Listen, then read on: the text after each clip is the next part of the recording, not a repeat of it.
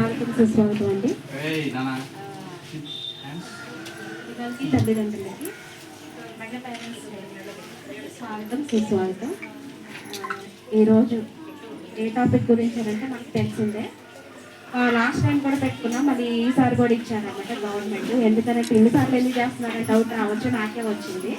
కానీ పిల్లలు ఎలా చదువుతున్నారు ఏంటి అనే విషయం మనకు తెలియాలి కదా. ఇప్పుడు మనం ఇంటి దగ్గర ఉంటున్నాం, మన పిల్లలు స్కూల్లో ఏం చేస్తున్నారు ఏంటి అన్నది మనకి తెలియదు. కాబట్టి ఇలా ఒక ప్రోగ్రామ్ అనేది కండక్ట్ చేస్తే పిల్లలకి, టీచర్స్కి, మళ్ళీ తల్లిదండ్రులకి వాళ్ళు ఎలా ఉన్న విషయం మనకు తెలుస్తుంది అన్న ఉద్దేశంతో గవర్నమెంట్ ఇలా పెట్టడం జరిగింది. అండ్ తర్వాత నెక్స్ట్ చెప్పారా సార్ మరి ప్రోగ్రెస్ గురించి మా తల్లిదండ్రులకి? మీ క్లాస్ పిల్లలతో మీ మేడం గారులందరితో మాట్లాడుతున్నారు. మీకు ఏమన్నా డౌట్స్ ఉంటే మేడం వల్ల అడగండి. మీ పిల్లలు చదువుతున్నారు, టీచర్ ఉంటుంది ఆ క్లాస్ టీచర్ మీ పిల్లవాడి యొక్క దాని గురించి అడగచ్చు, తెలుసుకోండి. మీ పిల్లలు హోంవర్క్ చేస్తున్నారా లేదా, చదువుతున్నారా లేదా, మీ పిల్లలు ఎలా ఉన్నారు ఏంటన్న ఉద్దేశం తెలుసుకోవాలనుకుంటే ప్రతి క్లాస్ టీచర్ వెళ్తే మీ పిల్లలు ఎలా ఉన్నారు, ఫాస్ట్గా ఉన్నారా, స్లోగా ఉన్నారా, ఏ సబ్జెక్ట్లో వెనకబడ్డారు అన్న విషయం చెప్తారనమాట. కాబట్టి ప్రతి టీచర్ కూడా మీరు కలవచ్చు. తర్వాత ముఖ్య ఉద్దేశం ఏంటంటే మన అవసరాలు, మన స్కూల్కి ఏమైతే అవసరాలు ఉన్నాయో వాటి గురించి నేను ఫస్ట్ చెప్పాలనుకుంటున్నాను. ఫస్ట్ మనకు వచ్చేసి 2 సమస్యలు ఉన్నాయి. ఒకటి చెట్లు, ఇంకొకటి షెడ్. చెట్ల కోసం చాలా పోరాడాం చాలా సంవత్సరాల నుంచి, కానీ ఇయర్ దాన్ని క్లియర్ చేసేసాం. దానికి అందరూ సహకరించినందుకు కూడా అందరికీ థ్యాంక్ యూ. బాగా పిల్లలు అన్నం తినేటప్పుడు ఏమవుతుందంటే కాకులు, ఈ వర్షం వచ్చినప్పుడు కానీ రూమ్లో ఫుడ్ తింటే ఒక గుడ్డు చిన్నది పడిపోతే ఆ గదంతా కూడా స్మెల్ వచ్చేసి ఈగలు వచ్చేసాయి. పాపం అయినా కూడా వాళ్ళు అలానే క్లీన్ చేసుకునే వాళ్ళు, అడుక్కునే వాళ్ళు. మనం ఇంటి దగ్గర అంతా మనం చూడట్లేదు, ఇక్కడ బాధలు మనకేం తెలుసు, మనమే తప్ప. కాబట్టి వాళ్ళు అలా పడేవాళ్ళు అనమాట. తర్వాత ఆ షెడ్ల గురించి చెప్పడం, రావడం, తీసివేయడం జరిగింది. దానికి సార్ చాలా కృషి చేశారు. First of all sir thank you చెప్పాలా. ఎందుకంటే ఇన్ని సంవత్సరాల నుంచి అవంతా ఇయర్ సార్ 2 months వచ్చారు, అంటే 1 month వచ్చేసి సార్ ఏం చేశారు, ఫస్ట్ చెట్ల గురించి తిరగడం, చేయడం, అందరి దగ్గర పర్మిషన్ తీసుకోవడం. ఇంతకుముందు నరికివ్వడానికి వచ్చినప్పుడు చాలా మంది కూడా ఆఫ్ చేశారు. తర్వాత సార్ ఏంటంటే డైరెక్ట్ పర్మిషన్ తీసుకొని, ఇక్కడ కాదు రేంజర్ గారి దగ్గరికి వెళ్ళమంటే చెంగారెడ్డి గడి వెళ్ళటం, అక్కడి నుంచి పర్మిషన్ తీసుకొని రావడం అవసరమా? మన కోసం సార్ ఇంత చేయాల్సిన అవసరం ఉందా? స్కూల్లో పాఠాలు చెప్పుకొని వెళ్ళిపోక మన కోసం ఇంత చేశారు. కాబట్టి ఫస్ట్ ఆఫ్ ఆల్ సార్ మీకు thank you so much sir. నా తరఫు నుంచి మా తల్లిదండ్రులు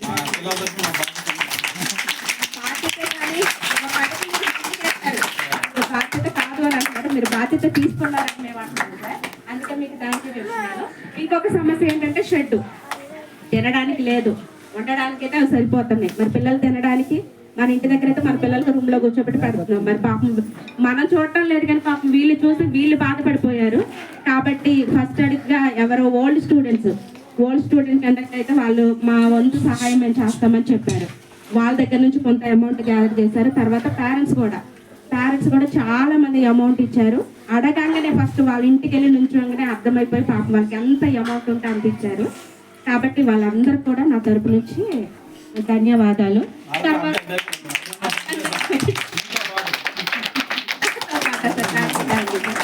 తర్వాత ఇంకా మనం ఈ చెట్టుని మామూలుగా ఇట్లా నిలబెట్టామంటే, ఒక రాయిని తీసుకొచ్చి దాని చెట్టు అలా వదిలేస్తే సరిపోతుందా? దానికి రంగులు హంగులు అనేది దిద్దితేనే కదా దాని అందమనేది తెలిసేది. ఇలా నిలబెట్టి వెళ్ళిపోయాం. పాపం సారును టీచర్స్ చూడలేక ఏంటి ఇది వచ్చిన వాళ్ళందరూ పాపం ఏమైనా అనుకుంటారు, లేకపోతే వాళ్ళే చూడలేకపోయారో తెలియదు. అందరు కూడా పాపం ఏం చేశారంటే, మనం ఇలా అయిపోయింది, మనం కొంతవరకే చేసాం, కానీ దీనికంటే ఎక్కువ వీలు చేశారు. మేడమ్స్ కానివ్వండి, సారీ కానివ్వండి, చాలా దగ్గరికి చందాల కోసం ఇలా విరాళాల కోసం చాలా దగ్గరికి వెళ్తే రేపిస్తా పాపిస్తా అన్నారు, కానీ ఒక్కరు కూడా ఈ రోజుకి ఇచ్చిన రోజులు లేదు. వాళ్ళ ఇంటి ముందు గుమ్మం దగ్గర కూడా చేతులు కట్టుకున్న రోజులు చాలా ఉన్నాయి. నేను కూడా వెళ్ళాను, ఒక సార్ కూడా వచ్చారు మాతో పాటు. అందరం కూడా అక్కడ నుంచున్నాం. రేపిస్తాం మాపిస్తాం అని చెప్పారు. ఇస్తారన్న ఒక ఆశ, ఎదురు చూపు. ఆ ఎదురు చూపులు కూడా నిరాశ అయిపోయినాయి చాలా వరకు. ఇంకా సార్ ఏం ఆలోచించుకున్నారు ఏమో తెలియదు, కానీ మొత్తం సార్ అమౌంట్ టీచర్స్ పెట్టుకున్నారు. ఇప్పటి వరకు ఇలా తయారవడానికి కారణం సార్స్, టీచర్సే. వాళ్ళందరూ కూడా మనం ఒకసారి చప్పట్లు గట్టి కొట్టాలి.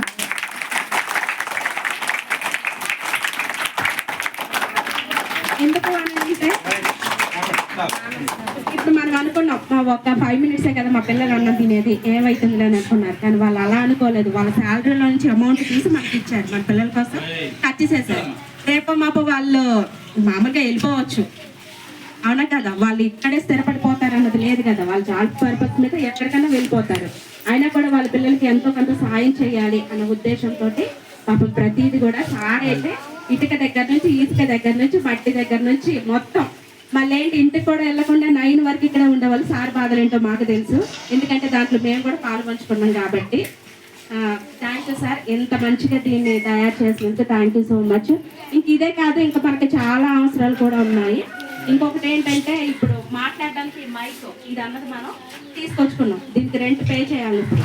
కాబట్టి మనం కూడా ఇంకొక అడుగు ముందుకేసి ఎంతో కొంత మనకు తోచినంత సహాయం చేస్తే ఇలాంటివి మనం కొనుక్కుంటే మన పిల్లలకి ఏమన్నా ఇప్పుడు నవంబర్ 14 అని, జనవరి 26 అని ఇలా వస్తాయి కదా, అప్పుడు వీళ్ళ దగ్గర అమౌంట్ ఖర్చు పెట్టకుండా మన పిల్లలకి మనం ఏం చేస్తే వాళ్ళు పాపం డాన్స్లు వేసుకొని హ్యాపీగా ఖాళీ టైంలో కూడా డాన్స్ నేర్చుకోవడానికి అది చాలా యూజ్ అవుతుందని నేను అనుకుంటున్నాను.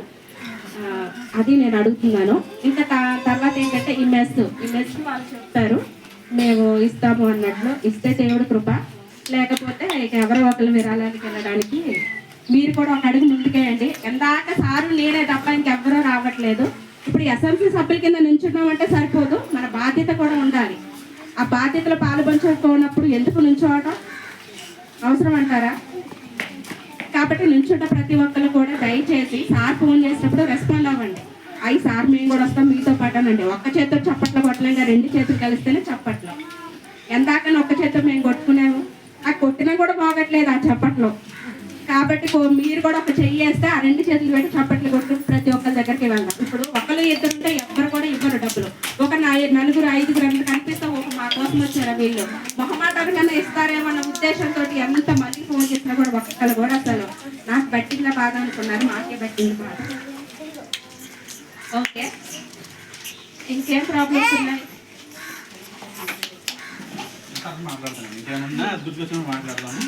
వాళ్ళు ఉంటారు సార్, మనం మాట్లాడుకోవడానికి.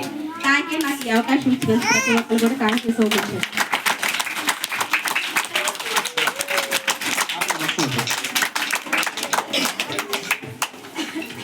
మన చైర్మన్ గారు చెప్పింది ఒక విధంగా ఏంటంటే మాకు బాధ్యతతో కూడుకున్నటువంటిది.